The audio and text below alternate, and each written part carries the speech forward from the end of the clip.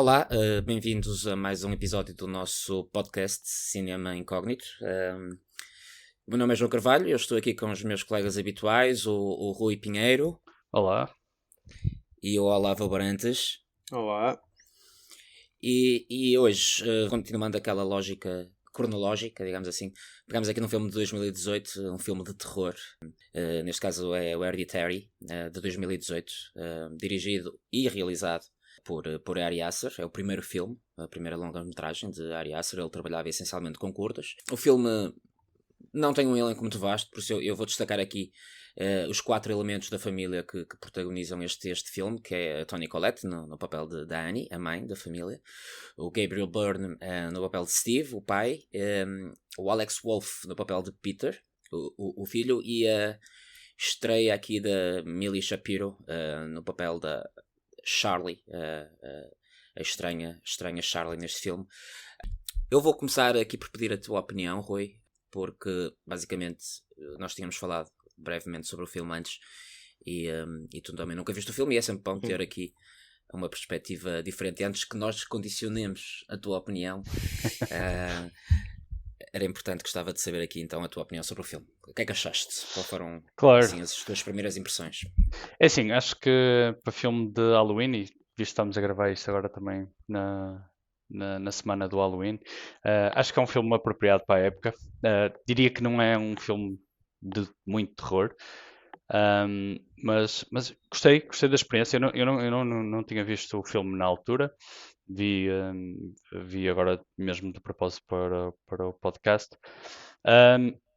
Eu diria que é um filme que, para filme de terror, tem um bom argumento, tem protagonistas sólidos. Acho que é um drama, diria que nem é. Tem uma parte de terror, mas acima de tudo eu acho que é um drama, pelo menos a primeira parte do filme.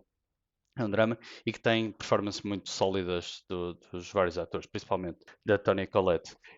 Acho que é ela que leva o filme quase todo. No entanto, eu acho que o filme tem, no geral, gostei da experiência, mas eu acho que o filme tem algumas coisas que não fui muito fã. Há ali algumas partes do sobrenatural que acho que são exageradas e chega aquela reta final, muita coisa a acontecer e é difícil perceber que mensagens é que estamos a tirar daquilo. Mas acho que para um filme de terror acho que tem prestações muito sólidas e no fim acho que é uma boa experiência. E gostei da experiência. Ok. Olavo, então, e as tuas primeiras impressões do filme? As tuas primeiras impressões não, as tuas impressões, neste caso. Reviste o filme, não é? Eu revi o filme, portanto, essa foi a segunda vez que vi o filme. Eu acho que até fui ver ao cinema. E este é daqueles filmes que, apesar de tudo, a premissa em si e o que acontece é também justificado pelo número reduzido de personagens que temos. É daqueles filmes que depois de ver a primeira vez e sabes o que é que vai acontecer, quando vês a segunda vez mudou-me bastante o contexto e aqueles pequenos momentos que a primeira vez quando estás a ver o filme nem ligas assim muito. Depois vamos avançar um bocadinho mais para a narrativa, mas momentos como, por exemplo, ela a dizer, ela a falar da mãe e a dizer, a mãe tinha os rituais dela e as coisas dela, e tu na altura, quando vês a primeira vez, pronto, opá, lá está, não estava muito bem com a mãe, tinham assim um bocado afastados, mas depois aos poucos percebes que tipo de rituais é que eram, ou seja, este primeiro momento, esta primeira fala acaba por ter outro contexto. Assim, eu acho que é um filme que é bastante, quer dizer, eficiente da perspectiva do tipo do terror, porque tu tens vais acompanhando vais acompanhando a história muito da perspectiva da Toni Collette e até do próprio filho, e é daqueles que parece que no final encaixa tudo, e é aquele um bocado que o Rui estava a dizer, que no fim fica demasiado estranho. Eu acho que para mim essa também foi a parte que me faz gostar um bocado menos, que é no início. Eu gosto muito da ideia do sobrenatural e aquele primeiro confronto que ela tem com o copo e aquela ideia do que é que se está a passar, o que é que está aqui a passar. Depois para o fim, quando o filme vai quase full out com isso, e então entramos mesmo já naquele panorama de possessão demoníaca e tudo, então aí o filme acho que se torna mais assustador de um ponto de vista depois a música intensifica-se também e temos inicialmente não temos nenhum jump scare e depois no final há assim, ali uns 2 ou 3 jump scares, mas acho que é um filme é ambicioso e é bem conseguido, tendo em conta que é o primeiro filme, o primeiro longa-metragem do realizador. Ele tem, lá está, como o João disse, um histórico de curtas, e apesar de tudo foi um filme que, para o que custou a cerca, acho que 10 milhões, acabou por faturar cerca de 80, ou seja, é um sucesso, e mostra também, por um lado, também queria valorizar aqui o papel do estúdio A24, porque é daqueles filmes que parece que é quase apostar num realizador novo, apostar em alguém que está em início de carreira. E depois já está, ele acaba depois daqui, vai avançar um bocado, vai fazer o Midsommar, que acaba por ser dentro um bocado da mesma lógica, quase de folclore, e é sempre é mais ou menos o mesmo tipo de estilo do filme. Mas mais uma vez a dizer que a Toni Collette o Midsommar que na minha opinião ficou uns furos abaixo deste... Sim. Acho que é daqueles exemplos de cinema. Nós falamos um bocado disso em relação, por exemplo, ao Guy Ritchie, que é o primeiro filme que ele faz, assim, em que ele tem de usar o orçamento ao máximo e ele sabe que tem de dar as provas ali, e depois, quando faz assim um segundo filme em que já tem, já deu cartas, já tem aquilo na bagagem e parece que pronto, agora consigo fazer uma coisa muito, muito maior, e acaba por perder. Por exemplo, eu no Midsommar não senti nenhum daquele medo de o que é que vai acontecer a seguir, ou o que é que se vai passar a seguir, porque depois a escala também é tão grande e passa-se quase só durante um dia que parece ser quase o oposto do que seria um filme de terror. Avançando aqui só um bocadinho, por exemplo, a questão da atriz, acho que assim, é aquele filme que é literalmente levado pela Toni Collette, apesar de... Estás-me a tirar uma pergunta, que é a pergunta habitual. Ok. Mas, por exemplo, gosto muito... Sim, mas claramente qualquer um de nós facilmente percebíamos que a opinião era a mesma em relação à atriz que se destaca. Mas eu gosto, quero salientar o Gabriel Byrne também, porque acho que ele faz muito bem o papel de sem dúvida. Contraponto com a e se outro ator qualquer, ou se não fosse ele, ou então que fosse um ator um bocado mais fraco, acho que não funcionaria, porque aí parecia que era só o show dela, e acho que foi necessário haver um ator... Sim, o facto de porem um ator com o estatuto do Gabriel Byrne num papel daqueles implica que eles efetivamente acreditam no contexto daquela personagem e não serve só de sidekick para o brilho da Collette. Não, e depois não é só isso, acho que é... O que eu gostei muito no filme é que o filme, só poucas personagens, tipo, as poucas interações que até vão tendo, mas dá para entender que a personagem dele passou por muito. Porque nós, por exemplo, a mãe dela não a vemos, ou não vemos no filme, em termos de interação. Portanto, o filme começa com a morte dela. Mas acaba por estar sempre presente no filme. Mas está sempre presente, e depois, imagina, não é uma pessoa fácil, e nós já vamos percebendo isso, e depois o próprio facto de nós sabemos que a personagem de Toni Collette, que ela é uma artista, mas que ela pega em mágoa e quase que tenta com as maquetes captar isso no tempo, não é qualquer marido, não é qualquer companheiro que conseguisse aceitar isso quase como uma ferramenta de lidar com a dor, ou sim, seja o que for. É terapêutico, porque depois isso até acaba por ser um dos elementos que causa fricção entre eles mais à frente. Mas sim, acho que vamos pegar nisso quando avançarmos para a narrativa. Sim, eu acho que assim, este filme é um filme diferente.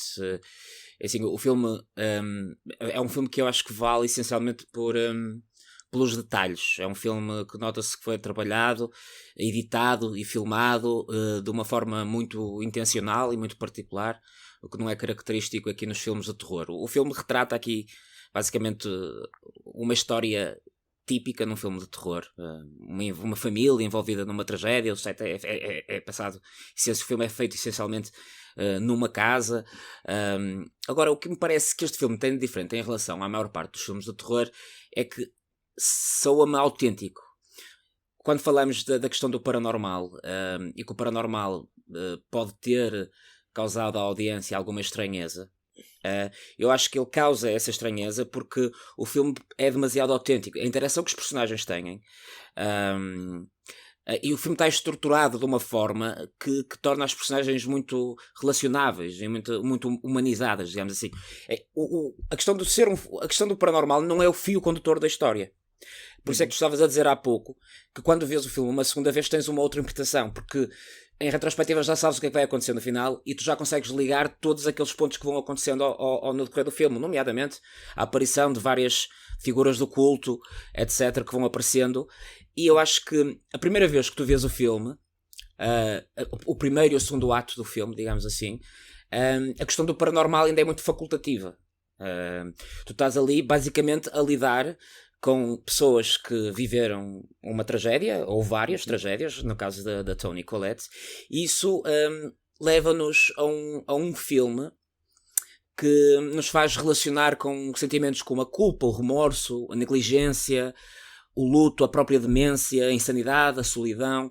Tudo isso são emoções que nós conseguimos identificar, identificámos-nos com elas, e o facto daquele luto, a própria atmosfera do filme é criada intencionalmente para nos relacionar com a morte, com aquela sensação de medo e de tensão, tudo à volta da morte. Há quase uma sensação de pesadelo no próprio filme, se reparares. O filme todo parece um pesadelo da Colette, e ela, engraçada, ela é sonâmbula, existe isso também, e eu acho que o grande trunfo deste filme, de facto, é aquela desconexão emocional que existe entre os integrantes da família, e o motivo porque essa desconexão existe ter sido aqueles acontecimentos traumáticos. Acho que é muito bem trabalhado isso. Eu concordo contigo, só que eu acho que a parte que eles criam, a empatia, o detalhe das personagens, o backstory das personagens, é tanto o ponto forte como se calhar o ponto negativo, porque o filme tem 2 horas e tal, eu acho que é um filme demasiado longo, para ser honesto. Só que eu acho que eles, até à parte do copo, não tínhamos quase nada sobrenatural, havia visões, e então o nosso cérebro está ali a passar por um drama à volta da morte, os problemas familiares, a desconectividade da mãe e da filha, e exploram esse tema durante muito tempo. E depois chega um momento que é de género, agora preparem-se que vem o sobrenatural. E acho que porque é engraçado, porque se tu reparares, não está lá. Eu vou colocar essa pergunta, nós estamos a tocar nisso, mas eu vou colocar essa pergunta mais à frente. De qualquer forma, se tu reparares, a família é-nos apresentada dentro de um determinado contexto, e aquilo que tu consegues perceber da Annie é que ela é apresentada no filme como alguém que não quer seguir os passos da mãe, que está morta, mas está sempre presente, e ela quer claramente dissociar-se, digamos assim, das profecias da mãe, do histórico de depressão e de insanidade que a família dela tem.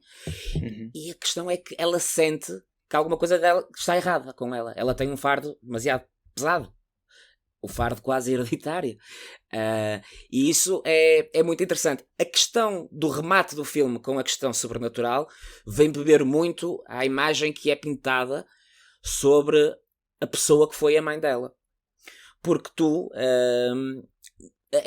eu acho que o Ari Aster queria introduzir esses elementos no filme, e vamos falar deles mais à frente, mas eu acho que a atmosfera que ele cria é uma atmosfera muito real, é uma atmosfera muito humanizada, e as crenças das pessoas condicionam os atos que elas promovem. Sim, mas assim, nesse sentido, eu acho que, e estou na opinião do Rui, que é a parte espiritual, ou a parte a parte espiritual do filme é que acaba por funcionar pior, porque eu inicialmente, a primeira vez que vi, quando vi esta questão do hereditário, eu pensei que pudesse ser alguma coisa quase até a nível tipo, mental, que passou da mãe para a filha, que passou para o filho também. E a questão é que, Olavo, e tens a certeza que não é?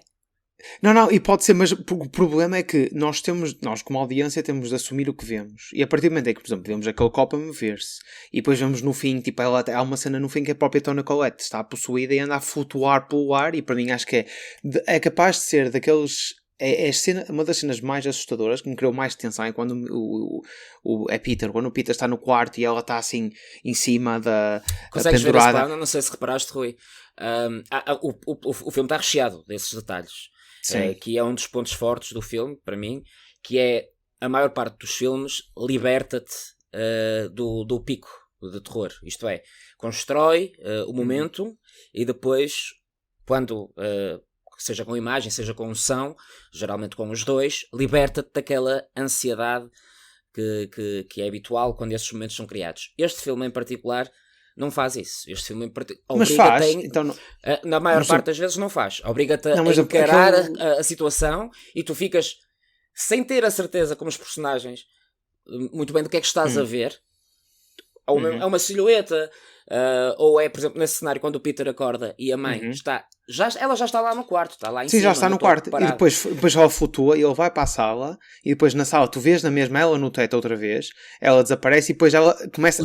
Aí liberta. Sim, pronto, aí e aí liberta. Mas é isso, mas o que eu estou a dizer, por exemplo, essa cena cortou-me muito fora porque eu vejo-a no canto e depois quando ele vira para o outro lado e vejo lá a flutuar, eu mesmo no cinema, quando estava a ver o cinema, tipo, ri-me. Pensei do género, tipo, que cena estúpida, tipo, ela está ali a flutuar agora assim pelo teto, é um bocado... Mas, por exemplo, só para pôr em contrapartida com a cena em que ele está no sótão e ela está a bater com a cabeça, tipo, virada ao contrário debaixo do sótão. Essa cena é muito forte.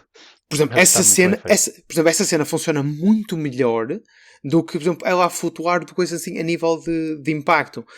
Mas, por exemplo, o que eu gostei, depois de ver o filme, a principal crítica que faço que é, e se ele tivesse abordado a situação de será que isto está mesmo a acontecer tipo espiritualmente ou será que há aqui outra coisa qualquer? Porque eu ver uma personagem a flutuar assim pelo céu automaticamente fico logo, opá, isto é um bocado parvo porque não iria acontecer assim, a não ser que ela estivesse mesmo possuída por um demónio, mas a questão é que tu não estás a ver da perspectiva do Peter, tu estás a ver da perspectiva do público, ou seja, tens de assumir que sendo o público a ver aquilo, o que tu estás a ver é o que está mesmo a acontecer. Uma coisa era ser o Peter a ver e achar que podia alguma coisa na cabeça dele que não estava bem.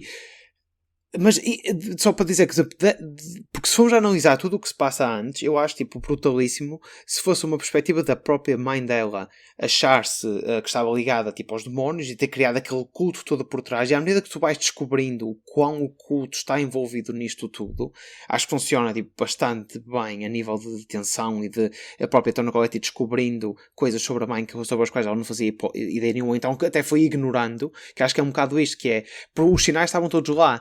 E a cena do tapete e a cena do álbum de fotografia estava tudo ali à mão de semear. Ela se calhar é que nunca na vida dela pegou naquilo para ver, porque sempre se calhar viu a mãe como alguém que já estava demente ou com quem não se dava, não tinha uma relação e ignorou todo este background, todo este historial da mãe.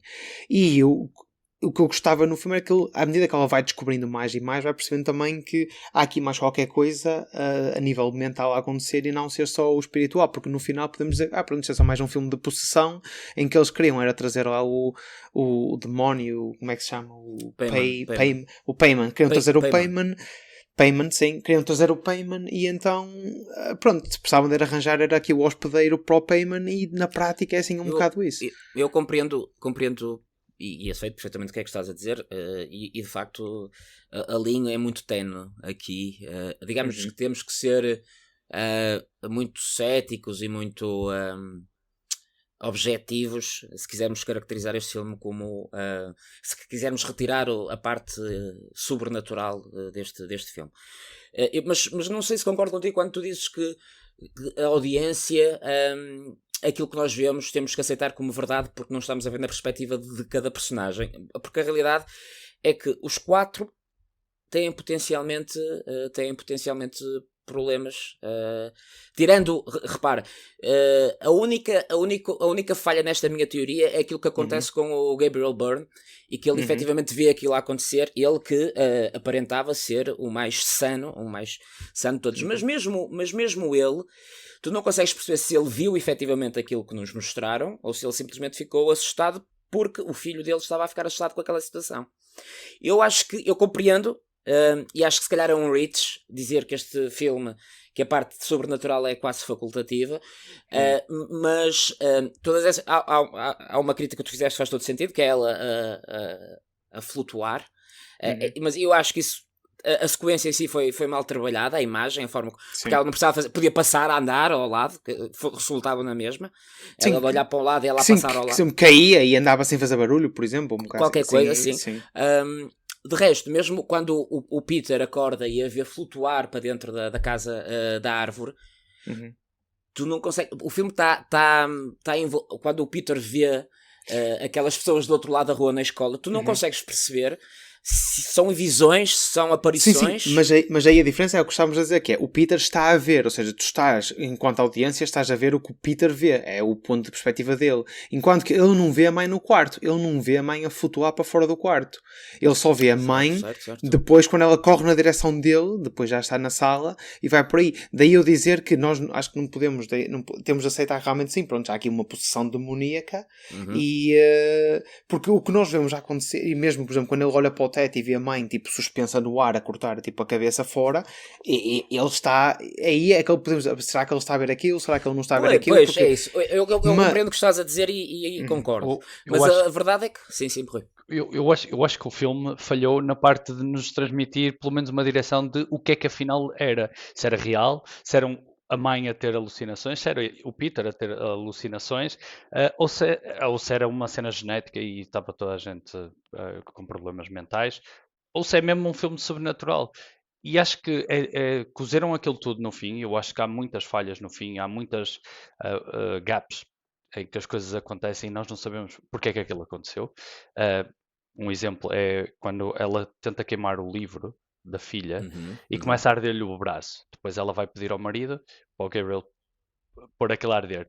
Ele não quer, não participa, e ela mete aquilo a arder e ele é que arde e morre. Ok, Em que é que isso faz sentido? E depois ficamos a pensar, mas será que ela o matou? Se calhar ela queimou-se a ela própria e ali queimou-se.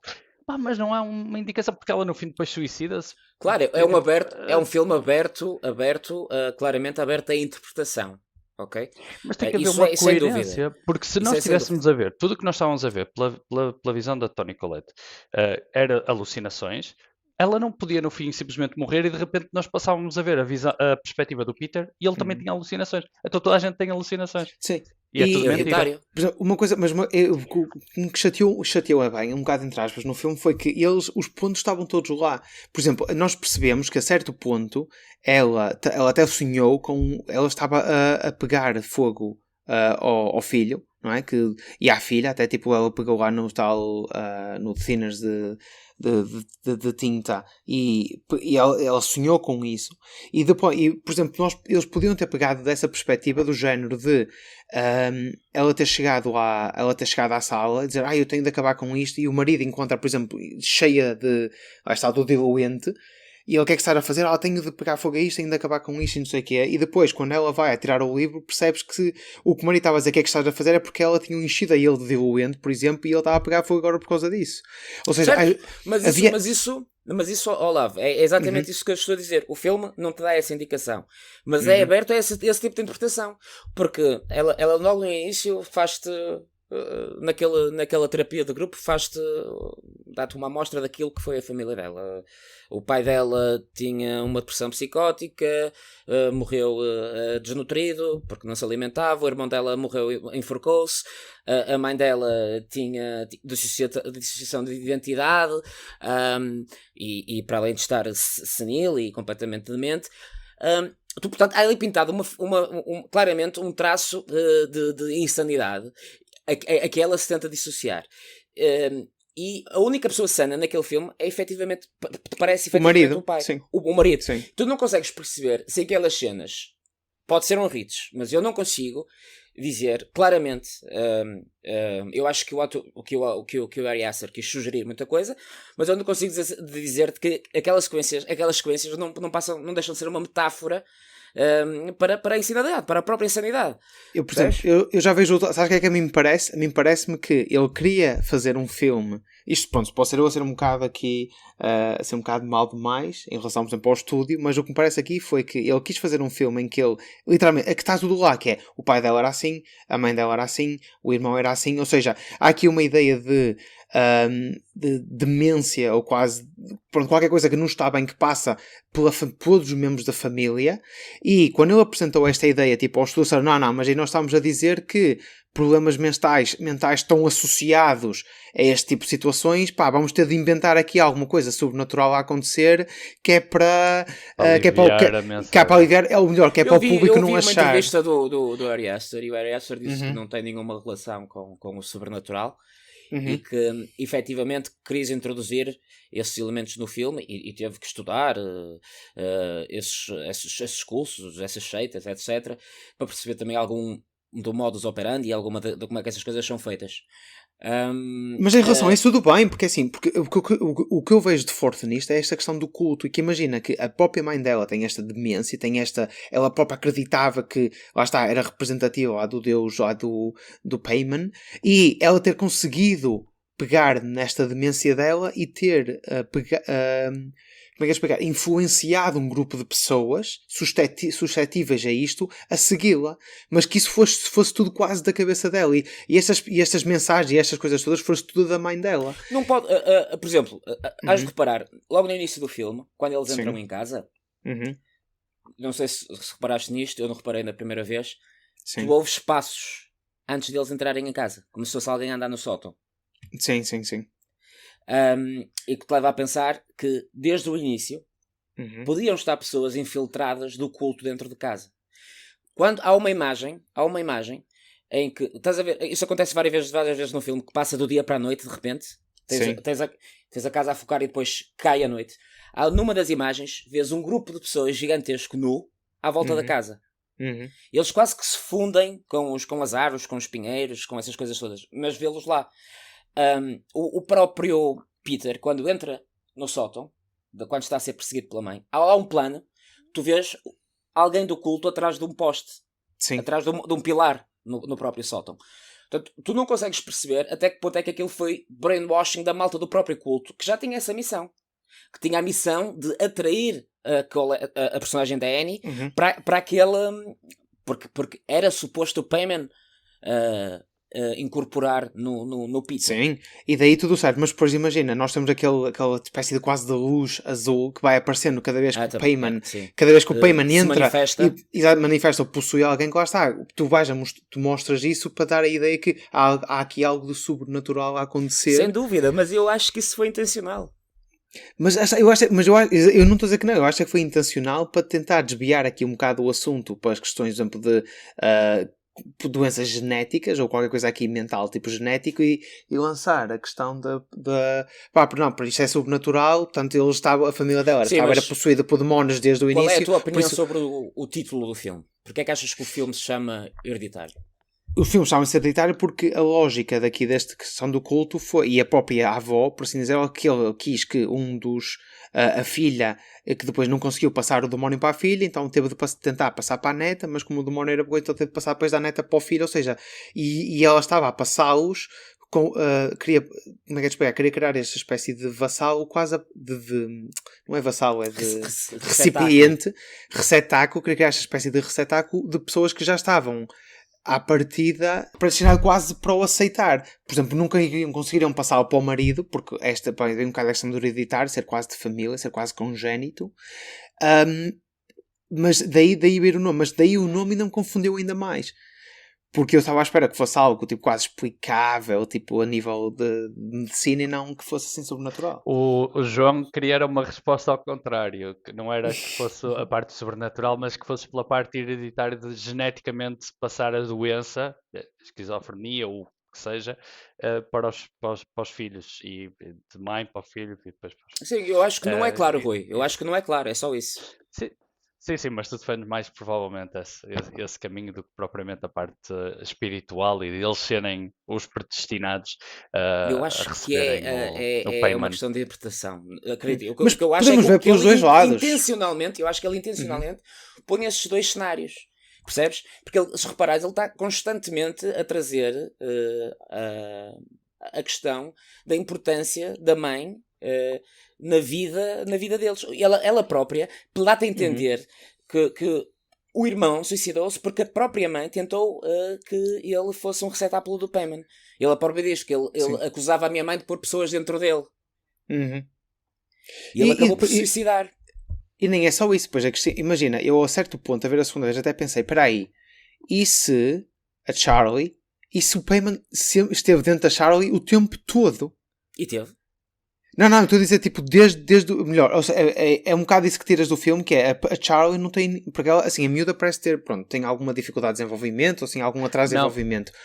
Mas no fim isso... eles tocam num ponto que é o Payman tem que estar no corpo de um homem. Sim, é o que sim, mas por a isso ideia... que ela não funcionou e tinha que morrer, que era para mas, o corpo mas imagina e o que... espírito Mas, da pronto, Charlie mas passar imagina para outra que... Imagina, mas, por exemplo, aí, a primeira vez que vi o filme, nunca... como é que é de explicar? Eu fiquei a entender que tipo, o Payman entrou para a Charlie, ou melhor, que a Charlie nunca tinha sido o Payman até morrer e depois o espírito dela andar por ali, sim, é que o Payman chegou. Isso causa alguma dúvida, sim. Mas depois de ver a segunda vez, eu achei, peraí, se calhar o Payman esteve dentro da Charlie desde criança, desde que ela nasceu, sempre foi o Payman, daí explicar um bocado ela ter assim um bocado aquele atraso ou fazer aquelas coisas um bocado estranhas. Há uma cena que desfez as minhas dúvidas desta segunda vez, que é que não era um traço da Charlie, é um traço do Payman. Por isso é que a Charlie fazia isso, e por isso é que o Payman, quando passou para o Peter, ele continuou a fazer, porque é um traço do Payman, digamos assim. Ou seja, o Payman estava na Charlie, mas ela notava-se que tinha algum tipo de atraso, porque o corpo dela não aguentava ter o Payman. Logo ela tinha que morrer, que era para ele estar num corpo digamos mais que ele forte. não conseguia estar na totalidade das suas capacidades num corpo feminino, porque, pronto, depois explicam lá, nas teorias lá da invocação e etc, porque é que ele tinha que estar num corpo masculino. Mas vamos avançar aqui. Pronto, já deixamos aqui claro as nossas perspectivas relativamente ao significado, se é que se pode atribuir um significado a este filme. Eu vou-vos perguntar, de facto, qual é o momento alto para vocês no filme. Qual é a sequência que mais vos agradou ou desagradou? Não sei se vocês conseguem destacar. Acho que a mais forte é mesmo a que o Peter sai drogado de carro com a irmã a ter um ataque e vão a conduzir e ela vai com a cabeça de fora a tentar respirar e de repente ele desvia-se de um animal morto na estrada e ela bate com a cabeça num poste e a cabeça é arrancada. Epá, acho que está muito bem concebida toda a cena. Primeiro não esperava que fosse ser tão violenta, ainda por cima envolvendo uma criança, que fossem ter um bocadinho mais de E foi um bom, Rui, desculpa cuidado. só a interrupção rápida, foi um bom golpe de marketing, porque o marketing envolvendo o filme tinha muito a miúda, tinha muito a Millie Shapiro, todo o marketing a envolver o filme, e tu começas a ver o filme com a sensação de que ela será a protagonista. Acaba por ser, de uma forma indireta, mas ela morrer aos 30 minutos era uma coisa que tu não esperavas. Pois, morrer daquela forma, principalmente, né? Sim, e é uma forma bastante macabra. E depois o estado de pânico dele a conduzir, a tentar reagir, acho que está muito bem concebida. Ele chegar a casa, mete-se na cama com quem isto não aconteceu. Se calhar ele já, problemas psicológicos, ou ele já sentia que havia coisas que ele via ou aconteciam e que se calhar não era verdade, e se calhar ele deve ter tentado também descansar, dormir, como quem isto não aconteceu. Certo. Nós próprios é um pesadelo. Ele estava naquela sensação. Estava naquela sensação de eu, quando vou acordar, ele faz isto também no final do filme. Essa questão do sonambulismo e do sonho barra realidade também está presente algumas vezes no filme. E efetivamente também acho que essa questão de ir para a cama dormir é a negação de quando eu acordar tudo vai estar normal, tudo vai estar... É isso. E depois, lá está, passar a noite, aquele momento em que tu sentes que a noite está a passar e depois a mãe aos berros. Acho que ainda é mais forte do que ver a Toni Collette a filmá-la mesmo. E acho que o filme tem muitos destes pontos, até à parte do sobrenatural, em que vão-nos fazendo o hint de está aqui qualquer coisa, está aqui uma cena, as maquetes estão a simbolizar qualquer coisa, e aqui acho que é o momento mais forte em que não precisamos de ver, basta-nos ouvir para perceber a intensidade. E acho que, para mim, esta sequência foi a mais forte do filme. Olavo, destacas também não, a mesma sequência? É a mesma situação. É a mesma sequência porque não tão diretamente o bater a cabeça e o ouvir, porque isso aí é lá está, aquele choque que ficas, opá, acabou de se passar, mas lá está, é o depois. O depois porquê? Porque é daquelas situações que depois de acontecer estás a imaginar o que vem a seguir e estás a tentar e estás a fosse tu, antecipar o que vem a se seguir. fosses tu, Exatamente, se fosse situação. contigo, o que é que fazes? E o facto de ele ter entrado em tipo choque tal, do género que vai para casa e te vê ele sair do carro e ele nem sequer consegue dormir, está ali tipo a noite toda assim, tipo de olhos abertos. E depois é quando tu lá está com o novo já Toni Collette a levantar-se de manhã, a dizer olá ao marido e a descer, e é aquele momento, pronto, é agora que vai ser descoberta e não faz ideia como é que a pessoa tipo, vai reagir ou não. Ou melhor, e antecipas como é que vai reagir, mas não estás à espera que seja aquele tipo de reação. E depois, quando está no auge tipo dos gritos, depois eles cortam com a fotografia, com aquela imagem da cabeça da miúda no chão, tu ainda ficas mais tipo. Porque é uma coisa que tu não estás à espera de ver, porque se não mostraram no momento.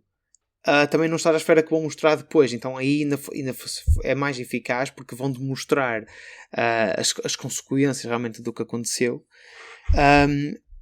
Foi uma cena, depois também me deixou com algumas questões. Depois, mais tarde, quando a Toni Collette faz o tal diorama, a representação do que aconteceu. Uhum. Primeiro, é assim, lá está, se calhar foram explicar isso, mas onde é que ela sabia que é que tinha, onde é que tinha sido? O poste, porque ela depois faz uma representação extremamente tipo, fidedigna da cena e fiel, que faz pensar até que ponto é que depois ela voltou para trás para ir ver para descobrir o sítio onde é que se passou. Há uma altura que tu vês ela a esperar que o Peter saia para sair de carro. Não sei se eventualmente isso se concretiza em mais alguma cena. O Peter está a chegar a casa e ela está dentro do carro e depois o Peter entra em casa e ela sai e eu acho que não se vê para onde é que ela vai. Pois, mas a ideia que dá é ela não querer se cruzar com ele. Ele entra em ela casa está a e ela evitá-lo, não quer. Sim, também pode evitar. ser. Por acaso, mas também lá pode está. ser, sim. Também o marido depois começou a desafiá-la, a dizer, mas foste tu que desenterraste a tua mãe e que a meteste no sótão. Ou seja, se calhar ela fazia várias coisas, só que nós não tínhamos a percepção.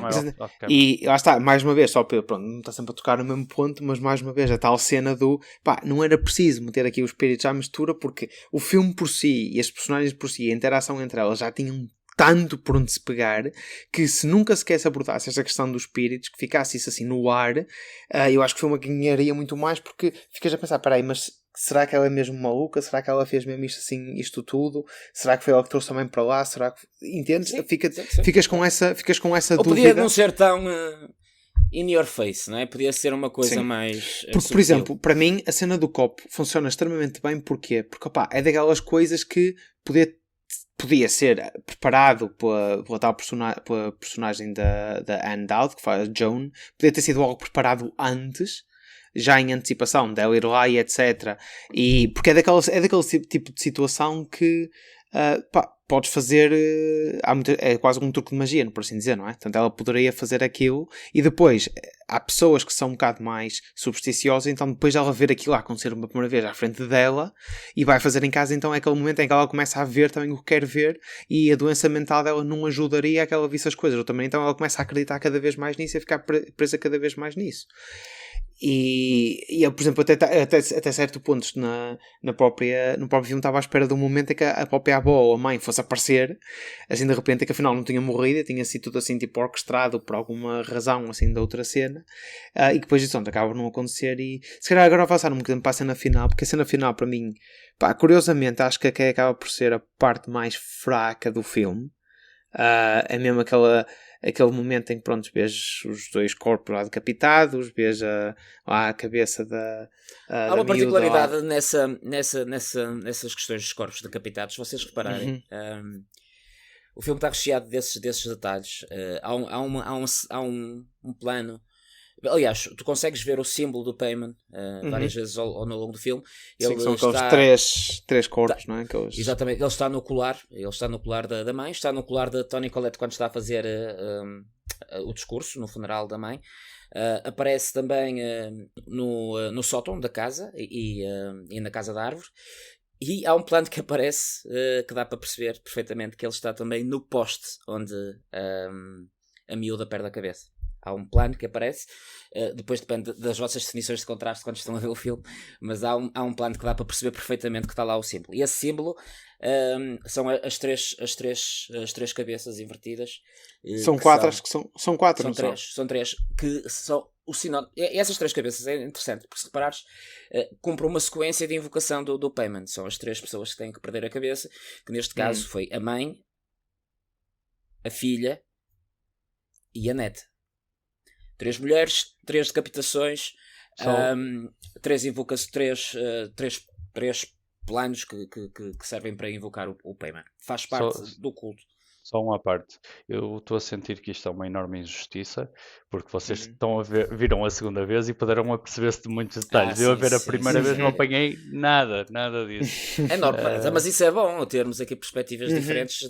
Porque quando eu vi o filme, eu fiquei com essa sensação que tu transmites e que o Olavo também tem um bocado. Esta segunda, eu gosto de pensar que o Ari Aster pensou nisto de uma forma mais conceptual e que esta questão do showdown à volta do paranormal pode ser interpretada quase metaforicamente, porque nós estamos a ver um filme que lida, quer seja essa interpretação que tu faças ou não, é claramente um filme que lida com insanidade. Nenhum deles é uma pessoa saudável e racional. Claramente têm problemas, têm traumas, isso é evidente. Até pela história familiar, até pela forma como as personagens se interagem com as outras. Há uma mágoa, há um ressentimento, para além do histórico familiar, há tudo isso a envolver aquilo. Muito provavelmente também por causa daquela questão de também não é uma pessoa normal que vai num momento de sonambulismo despejar diluente em cima dos filhos e ficar com fósforo aceso. Não é normal. Então eu consigo pensar que o próprio nome hereditário e a própria profecia que existe faz um paralelismo muito engraçado com quase essa herança de insanidade que as personagens têm. Essa profecia que se cumpre, por exemplo, há uma pergunta que eu gostaria que é: qual é o paralelismo que vocês fazem com as maquetes? O que é que as maquetes representam para vocês? Eu dando a minha opinião, a maquete para mim, e no início tu vês isso perfeitamente, o filme é apresentado quase como uma peça de teatro, tu vês o zoom in dentro do quarto do Peter e aquilo transforma-se de uma maquete para o cenário real. E aquilo que vês é quase como. Eles também falam disso na aula, quando estão a falar de Sófocles, lá das mulheres de Trachis, ou do facto do Heracles renunciar a todas as evidências, como se há ali uma ideia de destino.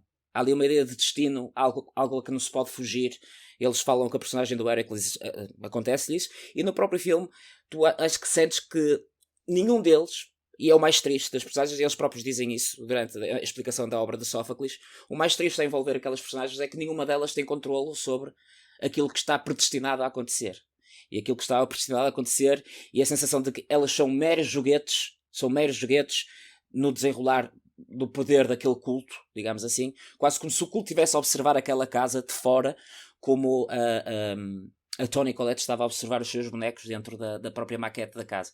Eu acho que isso conceptualmente funciona muito bem se conseguires pensar no filme dessa forma, uma forma um bocado mais metafórica, porque depois aquele final eu acho que é muito simbólico. Aliás, acho que um filme está cheio de simbolismos e que não é daquele filme. Eu pelo menos não consigo encarar esse filme e acreditar naquele filme e ser muito racional à volta de um filme que fala sobre insanidade. Para mim, na minha opinião. Sim, acho que concordo. Não podemos ser muito literais no que estávamos a ver e que efetivamente tem metáforas e simbolismos à volta daquilo. Tanto daí também haver tantas incertezas, porque é que as coisas acontecem e haver cortes e de repente ela trepa paredes sem qualquer explicação. Sim, acho que concordo que está recheado de simbolismos. Em relação à parte das maquetes, é um bocado estranho. Também acho que elas têm algum tipo de mensagem.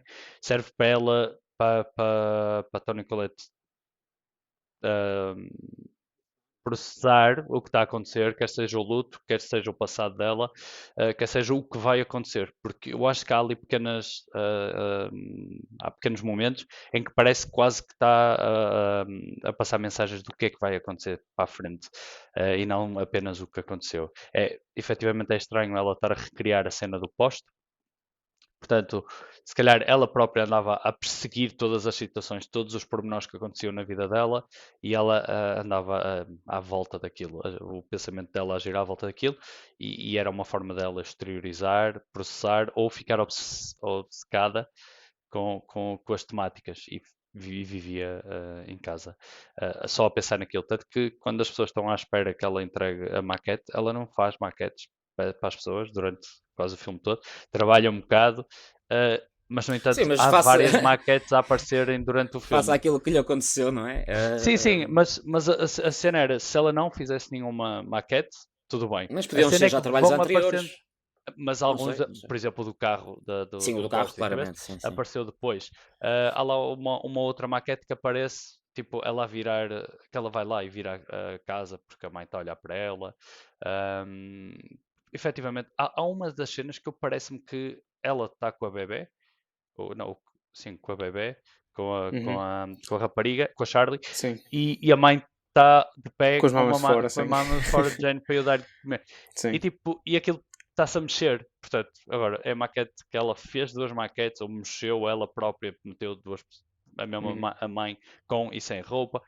Um, pronto, há aqui muitas coisas que acho que é ela Há um própria, os modelo, há um devaneios dela. modelo, há um Uh, plano que mostra os modelos de várias casas, umas em cima das outras. Não sei se uhum, vocês repararam. ao lado Uhum. De Sim, um sim. cenário da todo preto. entrada. Que é mais uma referência ao tal destino das famílias, à tal maldição quase que passa de geração em geração. Eu pelo menos De casa interpreto, eu para acho casa. de casa de lar para lar, é quase aquele ambiente familiar, contextualizar ali aquilo muito estritamente àquela família, àquela. E o facto das casas estarem todas empilhadas umas em cima das outras. Eu pelo menos interpreto essa questão das maquetes de uma forma. Eu acho que lá está, o filme está cheio de pormenores, cheio de simbolismos. É um filme que ganha muito pelo detalhe e acho que não é um filme, como tu estavas a dizer há pouco, não é um filme recheado em jumpscares, tem pouquíssimos, mas toda a atmosfera do filme assusta-te o facto de racionalizares aquilo e pensares de que como é que estas pessoas estão tão desconectadas umas com as outras? É aquele receio de estar num seio familiar que devia ser super, super protetor e confortável, e há ali uma tensão gigante entre E deixa-nos remorsos. Sim, desconfortável é esta situação. desconcertante. O filme é É desconcertante. A desgosto. própria. Quando ela vai a primeira vez ao grupo de apoio e ela começa a dizer tudo de mal que lhe aconteceu, epá, eu estava-me a sentir tipo na merda, tipo, Sim, isto sim, é sem mesmo, dúvida, sim. mesmo mal. Tipo, alguém que tem uma vida assim, é difícil mesmo de imaginar como é que conseguem ultrapassar Mais um, tudo há isto. mais um ponto que é. O filme está cheio de pormenores. Quando o Peter está na sala de aulas primeiro aquele gesto que ele faz com a mão, que é o mesmo gesto que o Payman, que a ilustração do Payman tem. O Payman tem mostra-te uma ilustração que ele está a segurar uma espécie de um septo, que é com uma mão a apontar para o lado, que é o mesmo que aparece no final, na estátua. E ele faz exatamente essa cena na mão. E há uma parte que ele olha para o reflexo dele numa prateleira e vê-se a rir. Ele está-se a rir. Há uma frase da Toni Collette durante a discussão que eles têm, em que ele diz: estás sempre a olhar para mim com essa cara estúpida. Eu não sei se vocês se recordam quando eles estão a discutir as responsabilidades. Está sempre a olhar para mim com essa cara estúpida. E quando tu vês aquela cena, eu fiquei a pensar: ele se calhar realmente é maluquinho da cabeça. Porque ele se calhar realmente está sempre a rir. E tu mostras das duas perspectivas. Ele muito sério e o reflexo a rir-se para ele. Tu podes dizer assim: ok, é o demónio, é qualquer coisa sobrenatural que o está a tentar. Ou também podes interpretar do género: não, ele é maluquinho da cabeça, ele nem sabe controlar as expressões faciais. E realmente há ali uma tensão tão grande com a mãe desde o momento em que ele nasceu, muito provavelmente fruto dos dois não estarem bem da cabeça. Ok? E reinterpretarem-se um ao outro conforme as ações pouco racionais que têm. Pronto, vamos aqui. Isto aqui prolongou-se. Acho que este filme nós podíamos estar aqui. Eu podia estar aqui a falar deste filme e dos simbolismos que tirei, as relações que tirei durante o filme, mas acho que de facto é um filme que vale essencialmente pelo detalhe, pela filmagem, pela edição. Vês pouco tempo do filme e consegues perceber que não é um filme de terror normal. Não é nada escarrapachado na tua cara, não é nada. É coisa feita com detalhe, com intenção, por mais que gostes ou não gostes.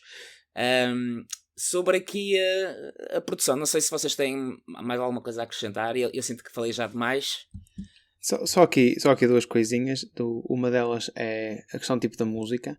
Depois fui a ver o filme, tipo, tem cerca de 120 e tal minutos e acho que são 80 e tal, quase 90 de música, que é uma coisa tipo surreal, para um filme em que grande porcentagem do filme é sempre acompanhada por... E depois acho que a música em próprio si também é uma coisa constante, quase não há repetição. Em qualquer filme tem sempre, pronto, aquelas notas que vão repetir loops, aqui. Né? Os loops aqui é quase foram 80 e tal minutos de música escritos só para o filme. E depois do outro lado também queria reforçar aqui um bocado, porque é engraçado estávamos a falar, por exemplo, das maquetes, mas por exemplo os espaços interiores são todos cenários.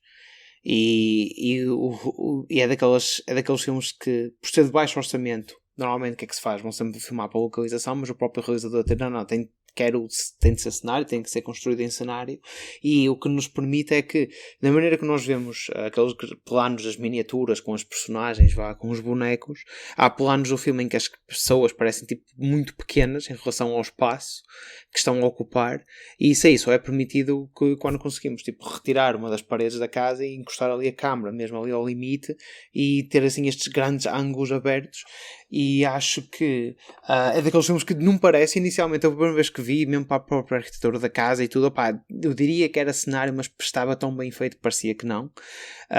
E só depois vi o filme a segunda vez e fui investigar um bocado mais sobre isso, é que realmente vi que realmente foi tudo construído em estúdio, e queria valorizar também um bocado isso, porque acho que muito da eficácia do filme enquanto de terror é quando o realizador consegue desenhar este espaço e saber para onde é que a ação vai percorrer, do que estar à procura do que é o sítio ideal e ter de ajustar a história em função disso. Assim, quando são duas coisas a ser desenvolvidas ao mesmo tempo, acaba por criar momentos muito mais eficazes. Fiquei aqui com algumas dúvidas a nível de onde é que eles metiam a mobília, porque há aqui alguns momentos do filme em que, principalmente, por exemplo, quando ele está a dormir no sofá junto à lareira, mas depois há aqui um plano em que eles estão os dois junto à lareira, parece que o sofá desapareceu, então há aqui algumas coisas assim um bocado estranhas a acontecer na cena da casa, que me fiquei assim um bocado na dúvida se tinha sido propositado ou não, porque depois também é um bocado brincar com a escala das coisas, e acho que o filme faz muito isso, que é nós tão depressa estamos, por exemplo, no sótão lá em cima, parece um bocado mais claustrofóbico, mas depois a sala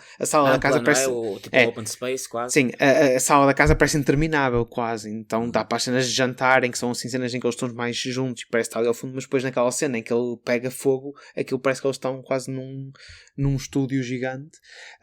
Mas pronto, queria só salientar assim mais esses dois pontos a nível de produção, e depois é um bocado isso, que é também valorizar aqui também o que é o papel do estúdio do Já24, porque mais uma vez acho que é capaz de ser daqueles estúdios que arrisca mais em filmes com conteúdo este filme diferente. faz bem aquela média, faz bem aquela... não é um filme mainstream, mas ao mesmo tempo não é uma coisa muito alternativa, muito de culto. Está ali num equilíbrio muito interessante para uma audiência vasta. Bem, vamos então aqui à ronda final, então. Só destacar aqui um pormenor que eu apontei aqui, que no final do filme, nos créditos, a forma como os créditos são feitos também é muito interessante. Se vocês repararem, cai uma letra de cada nome e passa para o nome seguinte, depois cai mais uma vez a dar força aqui ao critério, ao conteúdo do filme e ao contexto aqui da hereditariedade. Ronda final, é assim, pronto, já falámos aqui imenso do filme, foi aqui um episódio um bocado diferente, mas pronto, eu acho que é um filme, mais uma vez, não é um filme extraordinariamente assustador, não é um filme que dê para dar saltos, é um filme que cria uma atmosfera muito particular, muito sombrio, é um filme desconfortável de ver.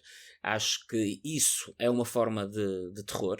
O terror não precisa ser necessariamente saltos e sustos, pode ser só feeling, pode ser só mood, e o filme efetivamente coloca-te num mood muito sombrio, digamos assim. Depois, como vocês disseram, para além disso, para além de seguir vários clichês, é um filme que tem um valor acrescentado se uma vez, uma segunda vez. Não é um filme que ganhas se vis uma segunda vez. Isso num filme de terror também não é muito comum. porque lá está, se formos só por essa questão dos jump scares, isso depois da primeira vez já não surte efeito, e este filme não, consegues retirar coisas novas, pormenores novos. Por último, também é um filme com um elenco muito, muito competente, e de facto a Toni Collette faz um papel extraordinário. Portanto, é um filme que eu, independentemente desse final que dá asa a vários tipos de interpretações, e que há pessoas que detestam, há pessoas que provavelmente gostam, eu acho que é um filme que vale muito a pena ver, e é um filme de detalhe, de intenção, é muito bem filmado, muito bem editado. Por isso não é simplesmente um filmezito de terror, é um bom filme para mim. Rui. Olha, eu estava com uma opinião no início do filme e acho que estou a acabar com uma outra opinião agora no fim do podcast. Acho que, olhando para vocês a falar das várias perspectivas e isto não ser tão literal e ser algo mais metafórico ou uma visão psicológica daquela família, acho que o ver segunda vez, e concordo contigo, João, faz completa diferença porque vamos começar a olhar para o filme com uma perspectiva diferente, e eu acho que a minha primeira vez a ver o filme fez muita confusão ao passar para o sobrenatural. De repente fiz um shift que não acho que difícil e que fazia o filme não ser tão agradável na segunda parte, porque acho que não faz um match com a primeira.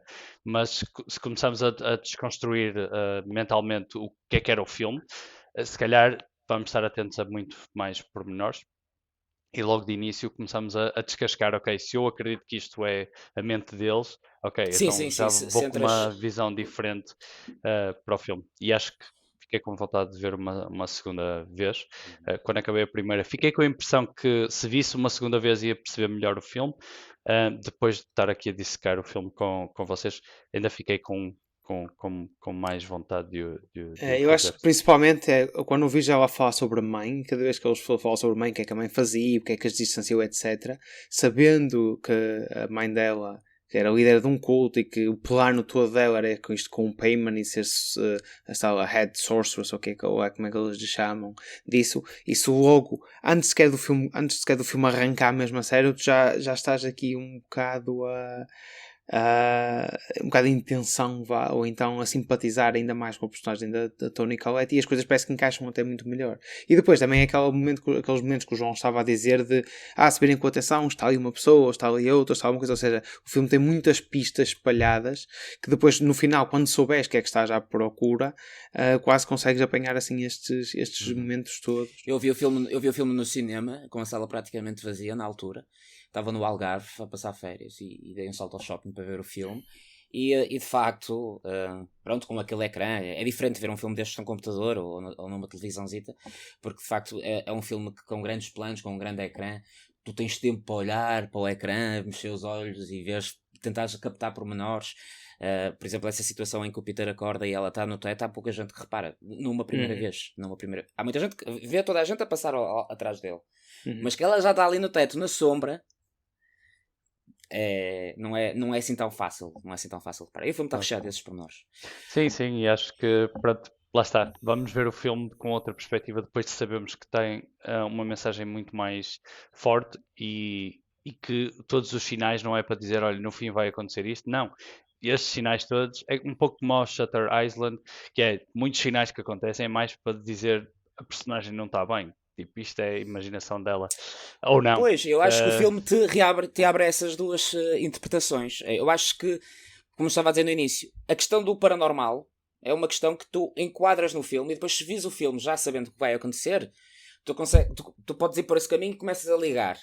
Isto foi o culto, isto é por causa do Payman, mas até um determinado ponto do filme, eles estão a contar uma história de uma família que está quebrada, uma família que está completamente fraturada por um conjunto de acontecimentos que foram traumatizantes e que todos eles estão a tentar processar aquilo e já têm uma predisposição para uma insanidade que é comum nas gerações anteriores. E se for por aí, tu consegues depois enquadrar o filme também nessa perspectiva, sem saber. Nunca vamos saber se efetivamente a intenção do autor era uma outra ou se era ambas, ou se era deixar em aberto. Se conseguimos, e aqui pego muito no que o Olavo falou, se nos conseguimos desligar desta cena do sobrenatural e ir mais para a parte psicológica, eu acho que o filme fica a ganhar no geral. Torna bem mais sólido a história do filme do que ir para a parte sobrenatural, porque eu acho que aí... E foi o tom que eu fiquei no final do filme, que era, ok, isto sobrenatural não encaixa aqui. Voltando atrás e sendo uma cena mais psicológica e metafórica, ok, então se calhar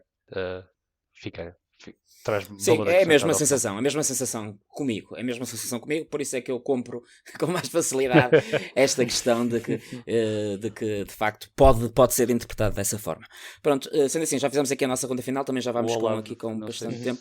Não sei se queres acrescentar aqui mais alguma coisa sobre... sim, essa ronda final, uma síntese geral aqui do filme, Olavo. Recomendas? Basicamente é isso. Sim. Recomendas? Sim, basicamente sim, recomendo. Acho que é...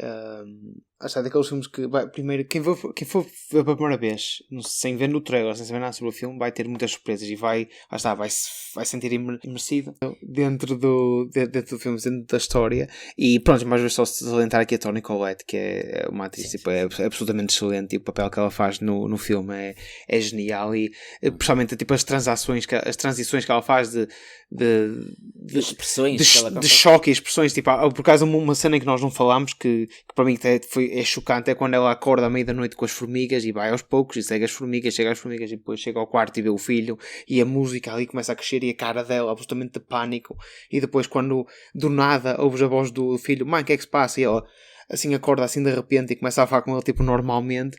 Isso é brutal, e acho que é quase tudo no mesmo plano, isso é genial. E há aqui, pronto, acho que também é assim, realmente agora percebo um bocado disto, o podcast é estranho que nós estamos aqui a recomendar o filme, mas fazemos spoilers do que é o filme. Nós se calhar... É um facto que eu acho que a intenção deste podcast, se calhar, será no final as pessoas perceberem também se tem algum repeat value, estás a ver?